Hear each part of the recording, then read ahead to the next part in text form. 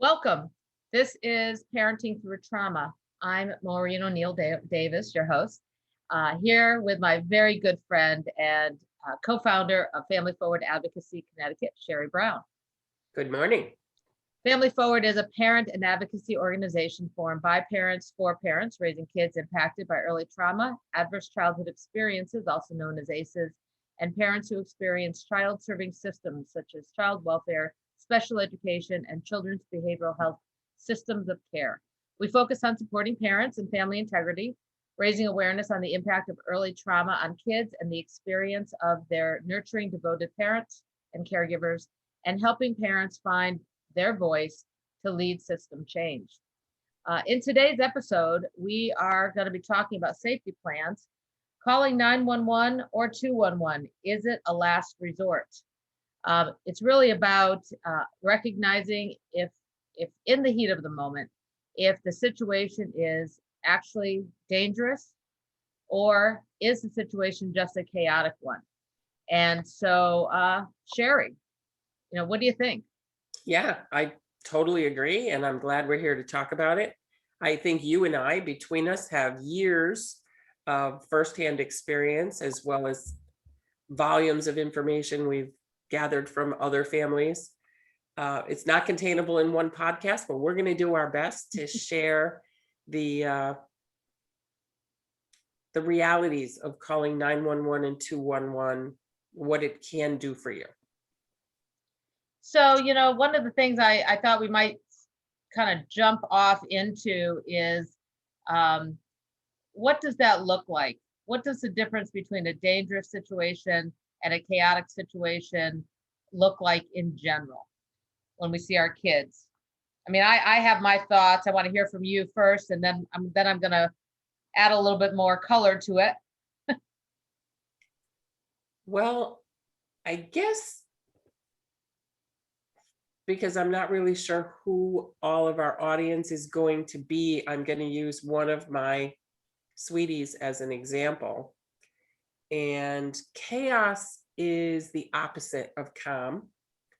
Chaos is uncomfortable for people that like calm, but calm is uncomfortable for people that like chaos. And some of our special children live in a place where chaos is comfortable. So chaos is, if you're old enough, it's helter-skelter. It's not calm. It is anything but calm. It is inciting other people around you to get upset, to lose their calm because you don't want to be calm. You don't want anyone else around you to be calm. So chaos can get really out of control fast, but there's nothing substantive in the chaos. Unlike a dangerous situation. Dangerous situation can go from calm to, okay, somebody might die here really quickly. And I'm sorry to giggle. This is not a funny situation. Please know, after years of doing this, you do develop a sense of humor towards a lot of this kind of trauma drama. It's not that I think any of it's funny. I don't. I lived through it for years. I still have shades of it. It still happens when you have adult children, but I do have a sense of humor towards it. So I apologize if I sound a little irreverent with my giggles. So yeah, I think it's a coping skill for us parents who have lived those chaotic, transitioning to dangerous episodes in their home repeatedly over a long period of time.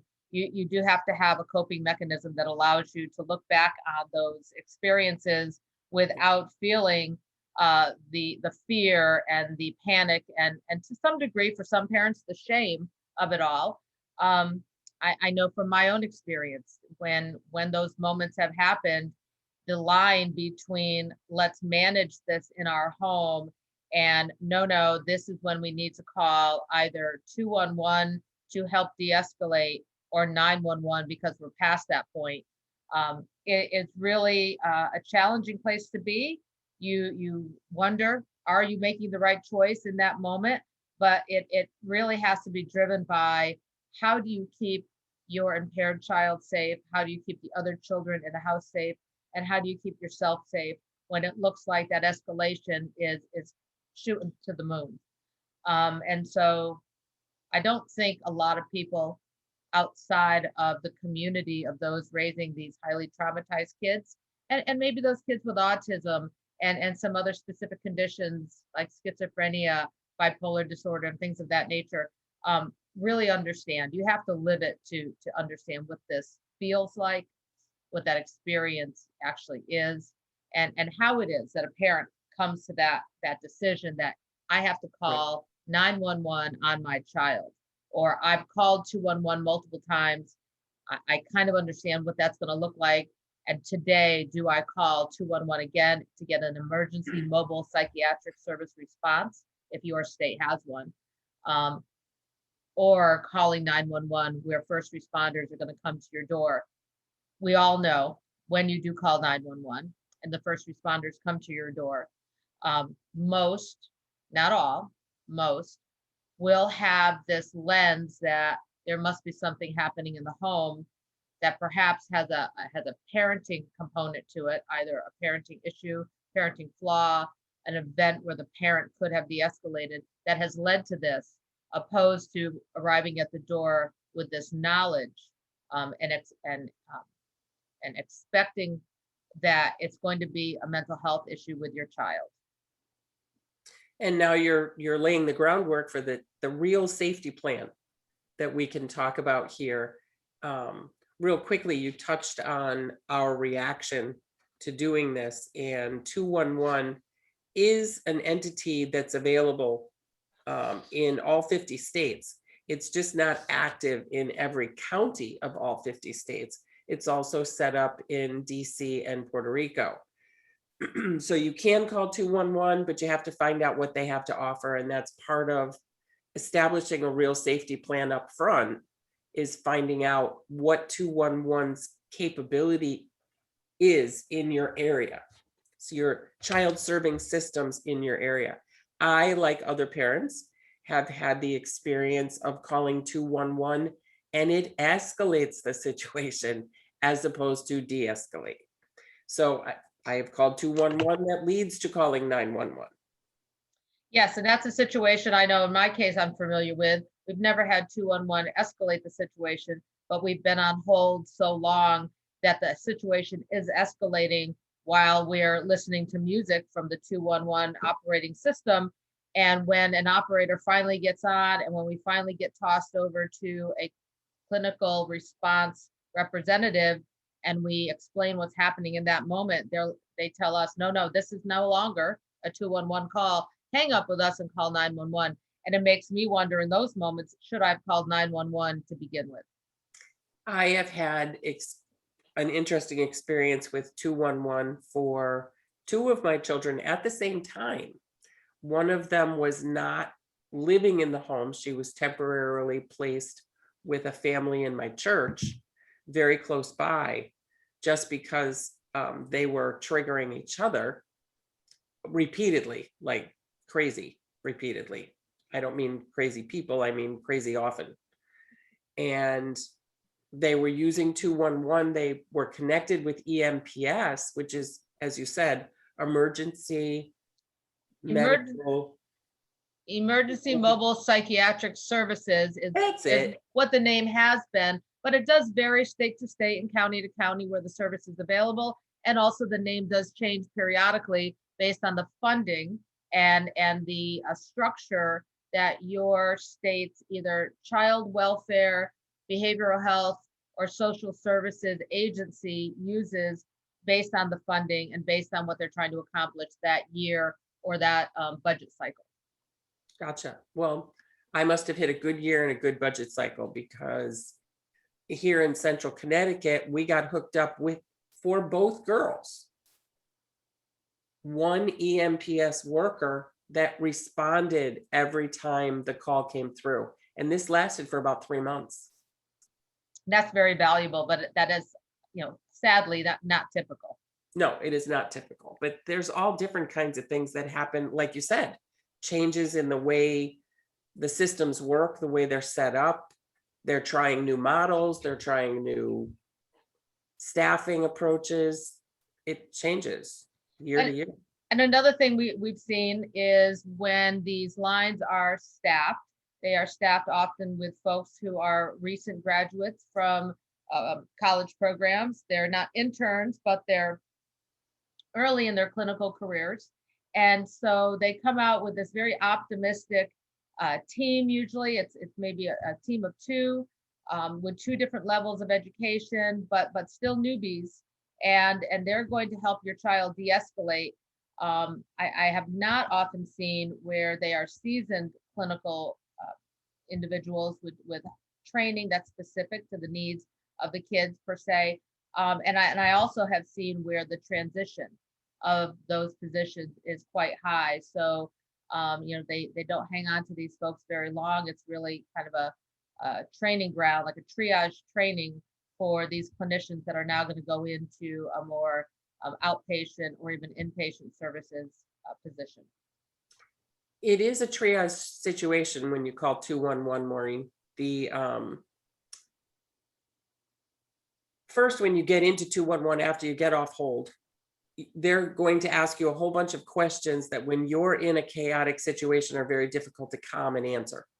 They don't know where to send you yet. They need more information. So you're almost calling into a switchboard type area. You're not, because 211 answers all kinds of informational questions, not just for our kids, for us and our kids. Right. So you have to go through a couple of levels to get there. And I also had the opposite end of the spectrum experience where the 211 person didn't like what they heard over the phone, so they filed a DCF report. Yeah, I didn't have that experience, but I have heard with other families that Family Forward Advocacy Connecticut gets involved with that has occurred. Right. Yep. So there are many levels of experiences, but getting back to creating a real safety plan. And that's understanding why there would be a good reason to call 911. And again, we're skipping over a little bit between 211 and 911. So please follow the bouncing ball. But calling 911 is a very real situation that many of our parents have to face. I've faced it, you've faced it. Is it a bad thing? We're going to talk about addressing the aftermath, how the parent feels, what the child then has to go through after you call 911 with the different results that can take place. But is there a good reason to call 911? Unequivocally, my answer is yes. And I agree with you. My answer is yes. I think from my lens, and one of the things we want to talk about today is how do you as a parent be effectively prepared so that when you do have to call 911, you either have a relationship with the police department, or the police department at least as a whole has met with you, at least one of the officers who might be mental health first aid trained or mental health higher level training, that they know you, they know your address, they know that when they do have to respond to your address, that it is not because there is a domestic violence parenting issue going on, but rather this is an issue where we have a child with a mental health need, and sometimes that need escalates. And we, as the first responding entity, the police department that services your address, has that advanced knowledge, and also what that advanced information you provide them looks like. How do you provide it? How do you educate the police on your child's background? It's really important to have a binder nearby, have that binder broken up into sections so that you have any child welfare involvement, any behavioral health treatment discharge documents from inpatient or outpatient services, something that outlines what the condition your child has been diagnosed with at least at 1 or 2 points in the past few years is. And also the special education documentation should be in that binder as well. You should be able to show that there are multiple systems that you're dealing with currently and in the past, the history, and even some history about the child's trauma if that's the root cause of the conditions and behaviors we're looking at. A little information in there, and it doesn't hurt to also have in that binder something wonderful that your child has written or drawn to show that you actually have a bonded relationship, that that child does love you when not escalated, that that child does view you as valuable in their life when they're not escalated. You shouldn't have to prove that you're a good parent, but when there's at least a couple pieces like that in your binder, you can show that first responder or even the 211 clinicians, we do in fact have valuable relationship when my child is able to conduct themselves in a regulated emotional state. Right. That is really critical. At least I have found that to be critical when dealing with first responders. Right. I couldn't agree more. Remember that when you call 911, the police have their own requirements. They cannot show up to a child that's pulled a knife on a parent and just say, oh, I know you have mental health issues, so I'll give you a pass. You have to be prepared for your child to be arrested. When a juvenile is arrested and has these mental health presenting issues, an ambulance is frequently called at the same time. That's correct. So they may be arrested. It's a paperwork arrest. They're not going to slap them in cuffs and throw them in the back of a squad car. They're going to put them in an ambulance. And that child is going to be taken to a hospital for evaluation. So in your mind, when you're speaking right now, Cheri, are you talking about, or I should say, what age are you talking about right now? I am talking about probably age 4 to 16. Okay, so, and I can say that you are absolutely correct with that expectation. I think when you're looking at maybe the crossover ages of 13 to 16 and on to 18, depending on the aggression, the rage shown, and the ability or inability for the child to conduct themselves in a safe way once police are on scene, that child can in fact be handcuffed and can in fact be dealt with by an officer in a way that's a little more aggressive, because they're going to mirror the energy that the child is putting off. And that child, if that child is a little bit larger, a little bit stronger, a little more assertive, aggressive, violent, rageful, there Right. may in fact be a handcuff response. And you do bring up a good point, because our children can't, excuse me, can turn their aggression on the police, and the police are not, and they shouldn't tolerate that. They need to clamp down on it right away, and that frequently does involve handcuffs. I have had my children handcuffed and taken away, but they don't get taken to jail like you picture on, Law and Order on TV. It's they get taken to the back of the squad car, and maybe they get taken to the police department, but my experience is most often not. The police would take them to the psych ward at the hospital. Yes, and that is my experience as well through that entire age range of 4 or 5 years old to 17 now. The child may be put in the back of the police car initially on scene. If the ambulance isn't there yet, depending on the type of call that it was, or if the ambulance is there, the police are working hand in hand with EMTs, emergency medical technicians from the ambulance. They work hand in hand. I want to make sure I got the acronym right. And so at that point, the police work with the EMTs to ensure that child can get into the ambulance on a gurney. If the child has to be strapped down to the gurney, that can happen, and usually does if there's been a very aggressive, violent episode, and if the episode looks a little bit like a seizure. Some of these episodes can have a seizure-like feel and affect to it, and in those situations, the child is going to be strapped to the gurney, brought to the hospital, and there will be both a medical and psychiatric response to that child once they arrive. You bring up a good point, and that is the ambulance's response and the EMTs and what their protocols are. Part of a real safety plan is talking to the police ahead of time and educating them about who you are as a family, where you live, what the history is. And when you were citing all those history things that you keep in the binder, one of the things that our police around here are familiar with is if your child comes out of the foster care system. We do have some children that have these behaviors that are biological, so that's not a factor. My children were in 10 to 15 foster placements before they were adopted by me. You say something like that to a 211 or a 911 person, and it changes their thinking about what's driving this child's behaviors. So when you have an ambulance and your child gets put into the ambulance, there's many things you need to know about what can happen. The first one is those EMTs are going to take your child to the nearest hospital. The nearest hospital may not be appropriate, may not be the one where their doctors are.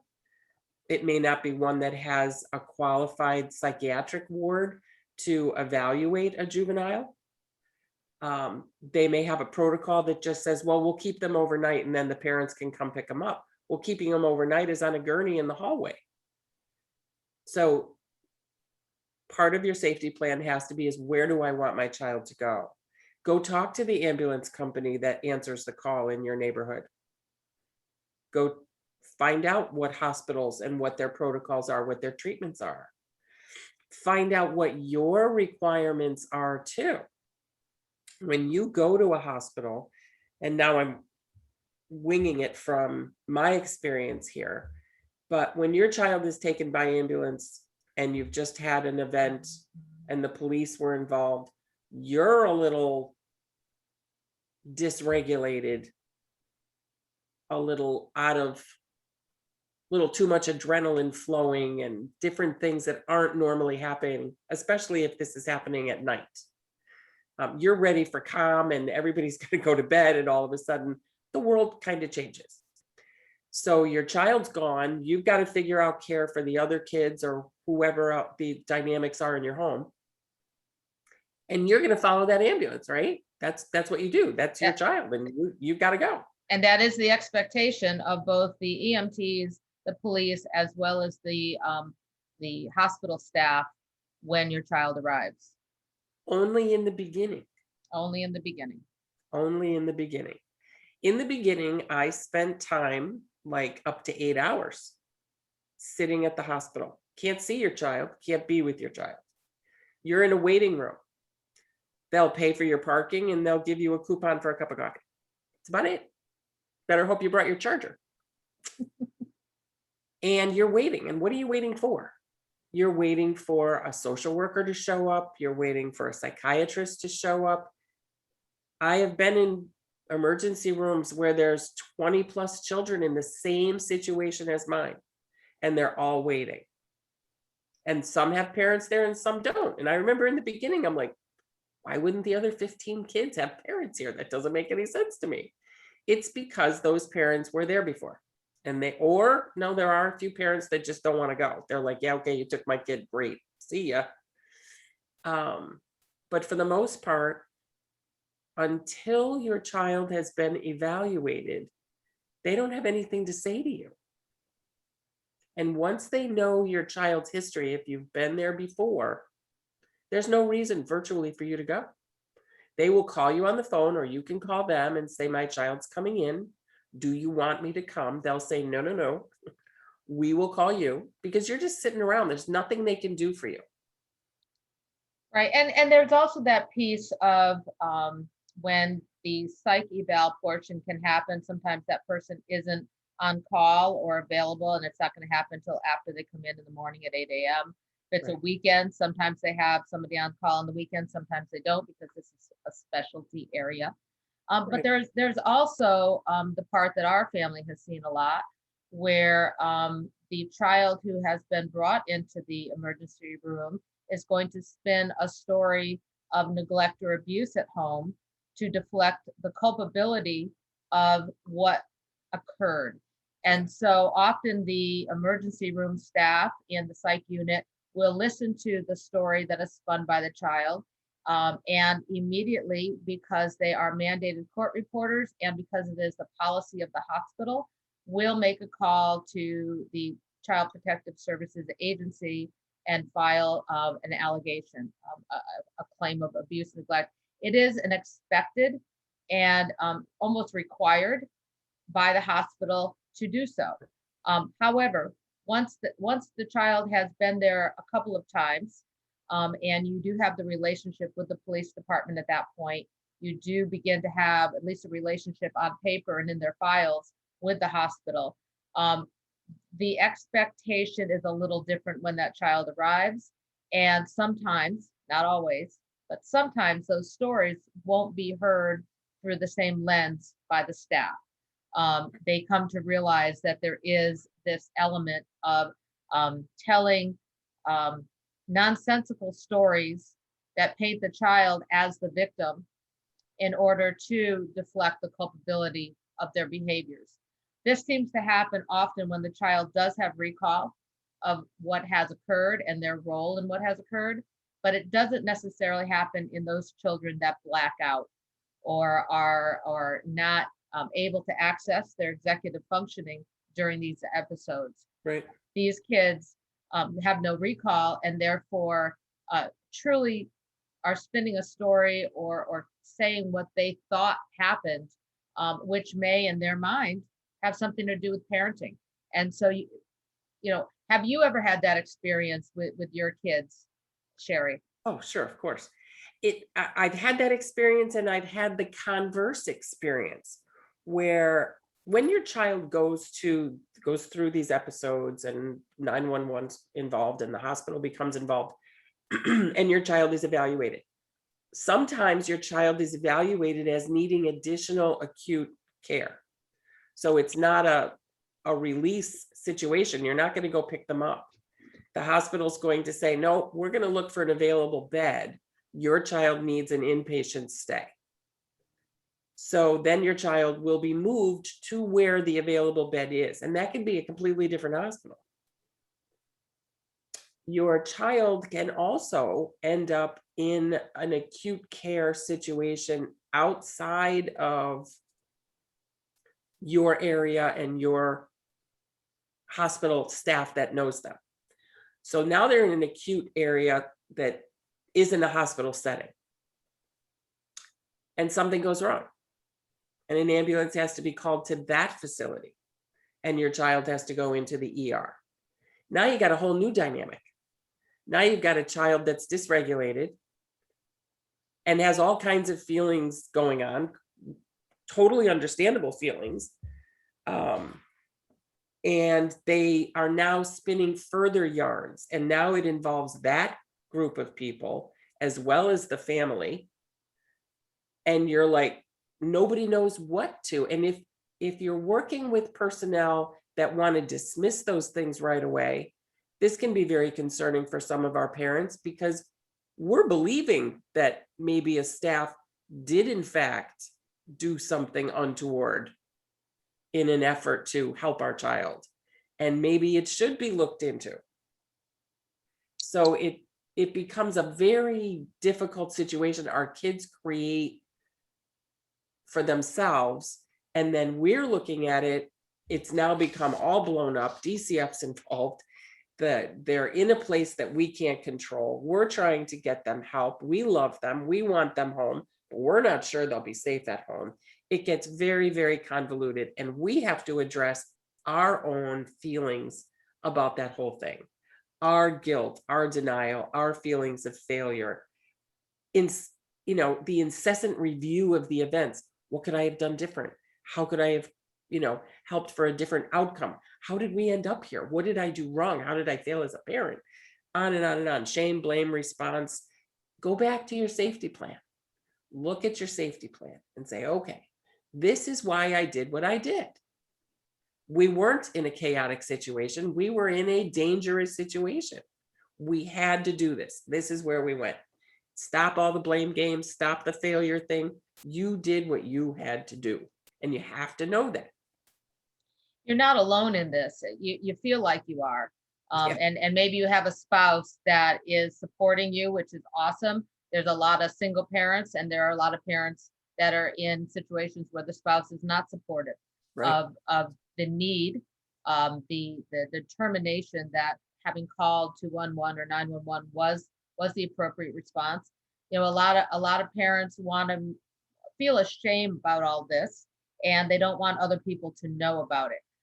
They don't want other people to talk. They don't want the community to be aware that they're having a hard time managing the dysregulation of a child, because either it's a biological child and there's this element of I brought the child into the world and now I can't, and I don't know what to do to manage these behaviors, or it's a child that you took into your home through kinship placement, foster system adoption, private adoption, international adoption, or it is, you know, a child that is a friend that you're caring for. Whatever that dynamic is, it's not your fault, right? The trauma that the children go through early in their life, from in utero to around 3 or 4 years old, really does come out in a variety of ways later on. And the determination between that chaotic event or a dangerous event is yours to determine.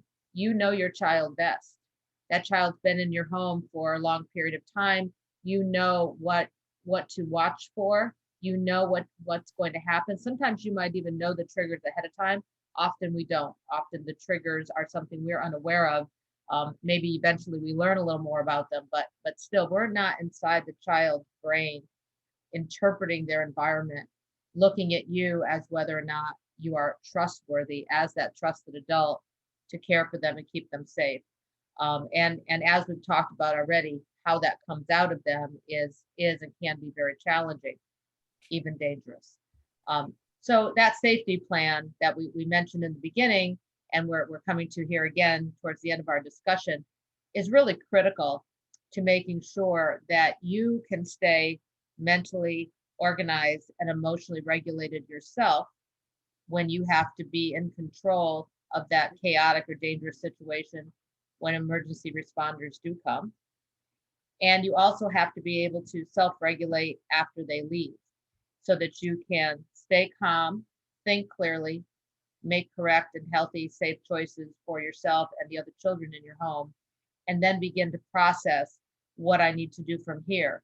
And Cheri, you and I know, and probably should talk briefly here about what happens after the child has either the emergency department has decided your child is going to go inpatient, or the decision is made and they're already inpatient. Your own experience at this point is to be available and to be able to respond in a very regulated, nurturing, supportive way. And that means a lot of times having to take some time off from work, rearranging your schedule, making sure your other children are cared for while you have to be at these other appointments. And so that safety plan really gives you the foundation to Yeah. get there, don't you think? I totally do.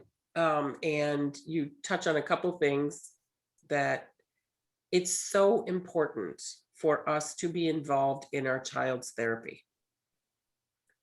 There's no better place. If you have a good therapist, there is no better place for you to find out what your child's life is about, what it looks like and feels like to them. Children that have been through early developmental trauma, their brains operate different. For them to, I have one example that I like to share with parents, and it came out later in life in therapy. I think my daughter was in college and she was still going to therapy with me. She had never been in special ed, but when she went to college, she said, Mom, her siblings had, but she said, Mom, I need to be special ed now because I don't think I can keep it together in a college campus. It's too big for me. Because a lot of our kids, you need to keep things tight for them so they feel safe. But in this one therapy session, she said, Mom, I want to tell you about something that happened a couple of years ago. And that's so typical. You don't get like real information really fast. She said, you know how you always did the laundry on the weekends? And I like to do laundry. I didn't have my kids do their own laundry because it was my therapy, but I liked them to bring their therapy to the laundry room, pockets emptied, sorted on Friday nights. Then I could do it whenever I fit it in on the weekend. Well, this one Saturday morning, hers hadn't shown up. So I very nicely, and she admitted this, not admitted it, she offered it in therapy. She said, Mom, you said so sweetly, you called upstairs, don't forget to bring your laundry down. It was Saturday morning. I knew it was supposed to come down Friday night. She said, you know what my brain said? My brain said, you terrible, awful, disgusting child. Why can't you do this one thing she asked you to do every week? And she then proceeded to self-harm. It didn't have anything to do with what I said. Didn't even have anything to do with how I felt, what I looked like. We weren't even looking at each other. We're on two different floors. So how their brains work, we need to find out. And the only way to do that is listen to them, talk to them, and get professional help.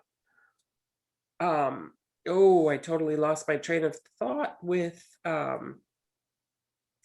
see, when we get involved with our kids, I know for me, when I go to a place where my child was, my whole being goes there. So to stay present is very difficult. And I'm almost back to where I wanted to be with a really important point I wanted to make. Oh, I know.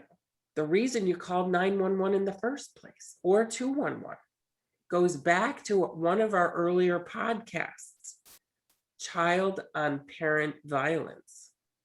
What happens when your child has come after you and you're hurt? You are physically hurt. An ambulance and police have come for them. But now they're looking at you. This happened to me. They're looking at you. It happened to me more than once. They're looking at me saying, are you all right? And I'm standing there saying, of course I'm all right. This is about her.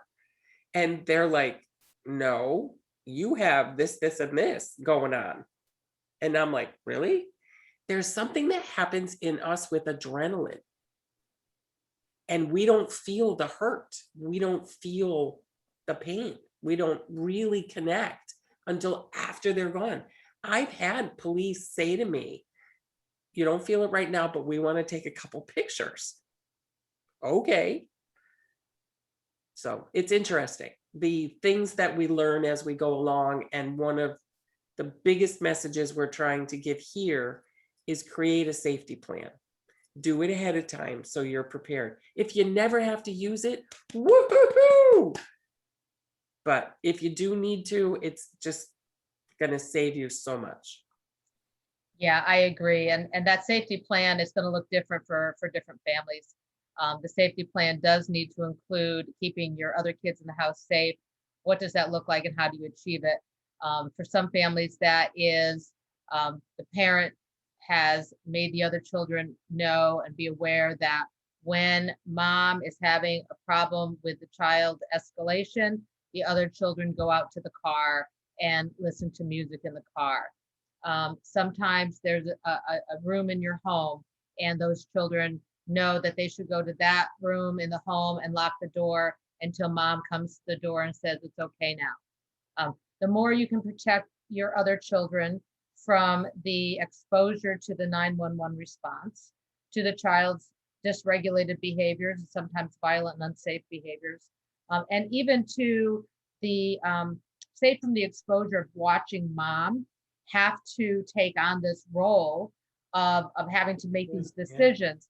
You know, I know in my family, one of my other children was always afraid that I would be hurt or killed because of the dysregulated emotions and behaviors that were coming out of the impaired child. And that really put that child that was fearful for my safety in a mental and emotional place that then after the ambulance left with my impaired child, I now had to go back and address in a nurturing, supportive, safety oriented way. But it's different, right? Because that is a typical response for a child who loves their parent to be concerned for the parent's safety. And that's, you navigate that differently. Or they try and jump in and help. which is why they need to go somewhere else in the home. Because when they do jump in and help, obviously puts Right, them at risk. And it changes the dynamic and right, weight right, of the situation for the parent. right. It can be very, very different. And when you have kids that are prone to violence, that somehow, some way that this is how their brain works, or in my case, a couple of my kids had seen domestic violence as the way that you solve your problems. So they can actually perpetuate that violence on other people or on other children in the home. It's not just at you, and it's not in front of you. It might be going on behind your back, stuff you need to know. So these are lessons. Telling a child that violence on another person is unacceptable and backing that up with a 911 call is not a bad thing. It's a societally accepted thing to do. Do people look at you sideways because they don't live it? Sure. And I'm sorry that they do that. They did it to me. They do it to other people. You don't understand what you don't know. And how do you explain this? People look at you like, yeah, okay. But I do want to say, when you have a child with mental health concerns, when you call 911 on them and they're arrested, most courts vacate those arrests instantly. They may end up on probation. Which parent is listening to this that doesn't think having their child on probation might be a good thing? Right. So, depending on the chronic nature of the arrests, they quickly are, yeah, see ya. We know what happened and it's okay. We may choose probation, but you're not looking at creating some kind of a record for your child, or some kind of a situation. If they get older, 16, 17, and they're doing this, in the state of Connecticut, once you're 16, things get really dicey for parents. You may need an attorney. Yeah. And right. You're not calling 911 to establish a record, but you do, in fact, need to use 911 as a mechanism to show history that the system will recognize as we have a history of adverse, dangerous behaviors that come from this child. And sometimes you need to, in some states like Connecticut, historically, you've needed 3 inpatient admissions over the course of 1 year in order to get the next referral to a residential treatment program. They have required those 3 inpatient admissions. And so to get to those 3 inpatient admissions, which can be anywhere from 3 to 17 or 21 days, typically around 10, and which is a de-escalation admission, not a treatment admission. Right. To get there, the 911 response is often required. You can get your child to the emergency room on your own. You can get them to a psych eval, the hospital, on your own. And you might get lucky and get an inpatient referral from that pathway. But it's much more likely that the inpatient referral will come by way of the 911 response, the ambulance ride to the hospital, the psych eval in the psychiatric unit of the ED, and they find a bed for your child. No, So that's typical. mind you, Maureen is not suggesting that if you have a difficult child, that you start calling 911 to get them out of the home. That's not Right. what she's That's suggesting at all. not what we're talking about. What she's suggesting is, don't hide what's going on in your home. That you may need your child to go into a PRTF, which is a psychiatric residential treatment facility. And you're not going to be able to get them there if you don't have documented history. That's all. That's Right. what Maureen's saying. That's correct. Yeah, we don't see 911 as any kind of a parenting model or tool. No, That's not at all. That's not what we're saying at all. We're talking about a safety plan, and is there ever a good reason to call 911? And there is. I started out calling my pastor when my children started having these eruptions, and I'm talking about the children I had have with early developmental trauma. It's so difficult for us as parents with children with early developmental trauma to learn what's normal Typical, and what's not. And that's why we try and distinguish between a chaotic situation and a dangerous situation, right? and when you should use these things. But a PRTF in the state of Connecticut, there are a couple different kinds, and one of them can be court ordered, and it's not a juvenile detention facility, but it is connected to the juvenile arm of things. So if you have a child, say, with oppositional defiant disorder, many other PRTFs won't take them, but this juvenile arm PRTF would. So again, do your research. Maureen and I have educated our 211 system as to what's out there, had meetings with multiple factions and said, hey, let's connect the dots for the families here in Connecticut. There's a lot that you can learn, a lot that you can do. We're here. You can give us a call and we'll help you. So I'd like to kind of bring our show to a close today and to kind of recap what we covered. And then after we do that, I'd like to talk about briefly what we do offer through our website, so that those parents who feel like they need to be in touch with us, we can provide paid services and our support group, et cetera. So let's just recap what we covered today. So we talked about the value of the safety plan and having that safety plan well defined. We talked about reaching out to your police department that services your address, and hopefully and intentionally meeting with the officer or officers that have mental health first aid training or expanded advanced mental health training to do their job. We talked about the experience of the police coming to the home, what that typically looks like, and the best way for you to manage that experience for your child and for yourself. Right. We talked about what happens when the child is actually going to be taken by ambulance to the hospital, what the parent should expect, what they need to think about for their other children at home.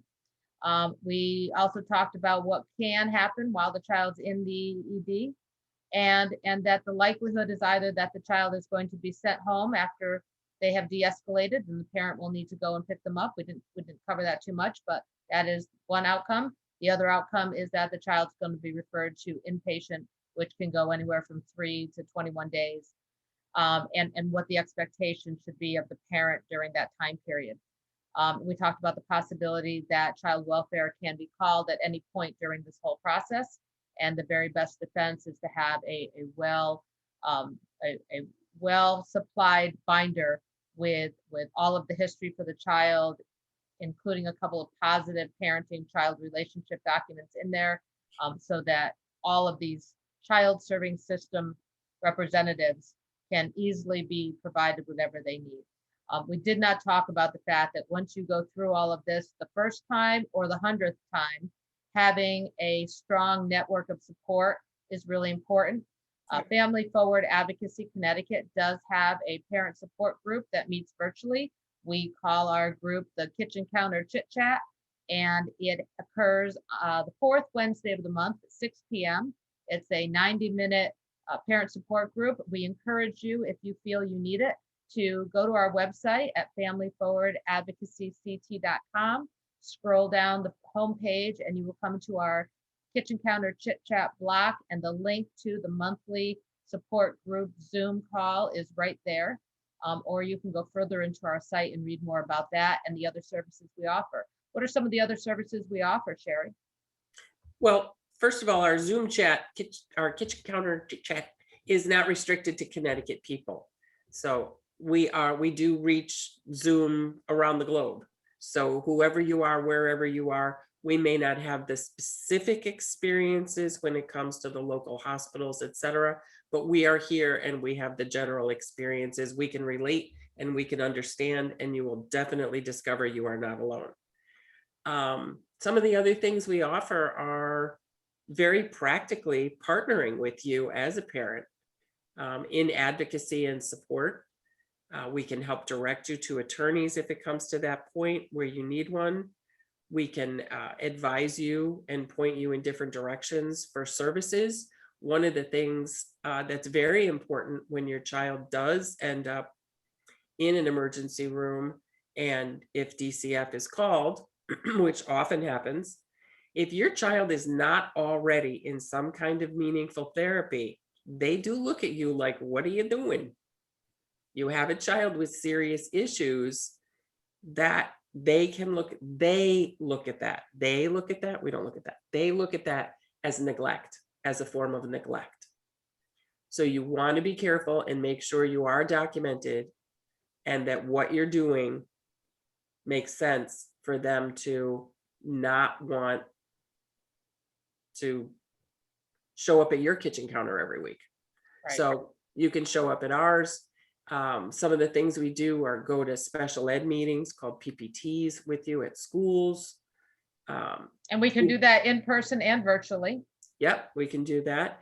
Give you tools, different tools that we've learned over the years we've been doing this to help you be regulated in the face of all of this stuff.